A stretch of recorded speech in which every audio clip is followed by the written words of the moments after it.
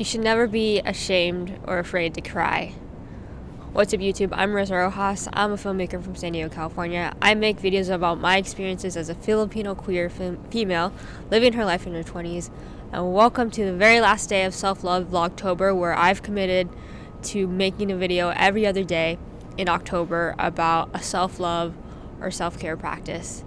And for this very last day of Self-Love Vlogtober, we're talking about crying.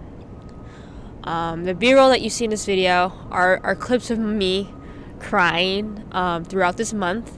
They're usually like the end of my crying because I don't think to record myself while I'm like in the midst of crying. I always like think about it at the end of it, and like it was always my plan to make the very last vlog of Self-Love Vlogtober about crying. And really the point I wanted to make is that I feel like crying is not something that is still like it's still stigmatized. It's not normalized, and especially when you're going through a healing process, I don't think people realize how much you need to cry in order to release those emotions and to really truly feel them. I know crying like is uncomfortable, and like I personally, like, even though I'm much more willing to let myself cry, I still don't know what to do when I see others cry.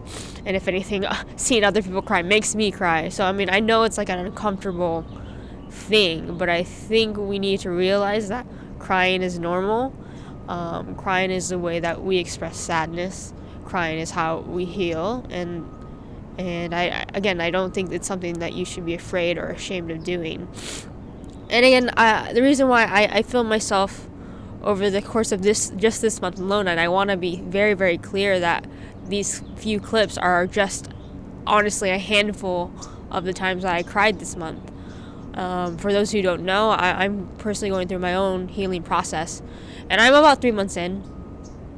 And even in this third month of healing, you know, there's still a lot of things I had to process, I had to work through, and I can honestly say that I am miles and miles and miles, like, I'm just like so much farther than I thought I would be in this process, you know. And just to think back to that first month where everything was so painful and so heavy, and it's just like I could barely get through the day, to now. And of course, I'm not saying like it's totally and completely easy now, but it's so much easier, and I feel so much stronger. And I'll be honest, I do contribute that a lot to crying, to me allowing myself to be vulnerable and to cry and to just let it all out. And like, I'll be honest, I even scheduled time for me to cry. Not scheduled, but like I would allow myself to cry before work. I also cried after work. It's only because I didn't want to hold that heavy emotion in me while I had to do, you know, I had to be present at work. I had to do what I needed to do and take care of my responsibilities. But also because I knew, like, it's almost like an exercise, you know. You go for your run in the morning. I had my cry in the morning. And again, I think it really helped, and I can't tell you a single time where I allowed myself to cry and I didn't feel better afterwards. I always felt better afterwards, or at least a little bit lighter. And again, with all these things that I've mentioned this month, is like there's no quick cure for whatever you're going through, especially if it's has to do with healing your heart, healing, you know, your mind, and just getting yourself back into a confident, healthy emotional state. Like, there's no quick fix for any of this, whether, you know, mental, emotional, like it's not in the physical. We can't just put band-aids over. I mean, you can, but after a while, like, that's not gonna do the real work. That's not gonna really heal what you need to heal. So I guess really I just encourage you to cry if you need to today, whoever's watching this, and not just today, but, you know, if you need to cry a little bit every day until you feel a little less heavy, please don't be afraid to do that. Because, as again, like, I really do think that if I hadn't allowed myself to be vulnerable and cry almost every day, not even just this month, but throughout this whole process, you know, I mean, there were days I didn't cry, but for the most part, I would say just about every other day I did. And I'm not ashamed to say that. I'm not ashamed to tell you that. It's just like that's real. That's what real healing looks like, is that you're going to still have moments where you have to let it all out, or I think it's the most beneficial to let it all out rather than keep it in. Sorry, I'm actually filming this right before work. I know I'm super late on this one with my tea. But yeah, I don't want you to be afraid to cry it out. And I'm talking to you, the guys too. And I think unfortunately, we live in a society that discourages that for males. But I see no weakness in crying. If anything, it's the strongest thing you can do. It's the sign of strength that you allow yourself to feel something so deeply and allow yourself to be that vulnerable. So if you haven't today, have a good cry.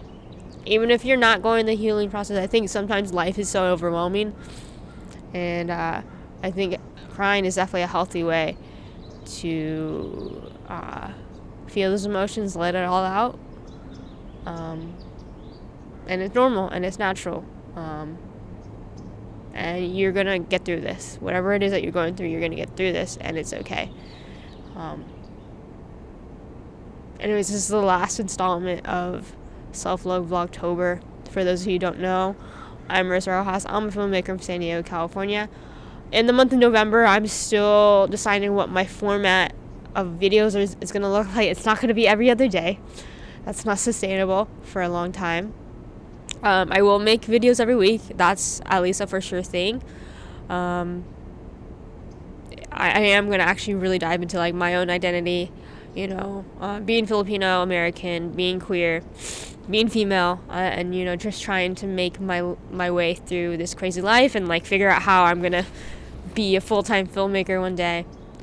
And lastly, I just like really want to say I appreciate everyone that's watched this. Like, I love you guys. Like, those of you who are my friends in real life, and those of you who have been commenting on my videos, like, that I appreciate you, and whatever you're going through, like, you're so strong. Like, I couldn't have done this without you. And if anything, like, my motivation to keep going, it was not only from myself, but from you guys too. But just know that I love you and I appreciate you. Anyways, I will see you soon. Next week for sure. I don't know what day, but I will see you next week. But until then, take care.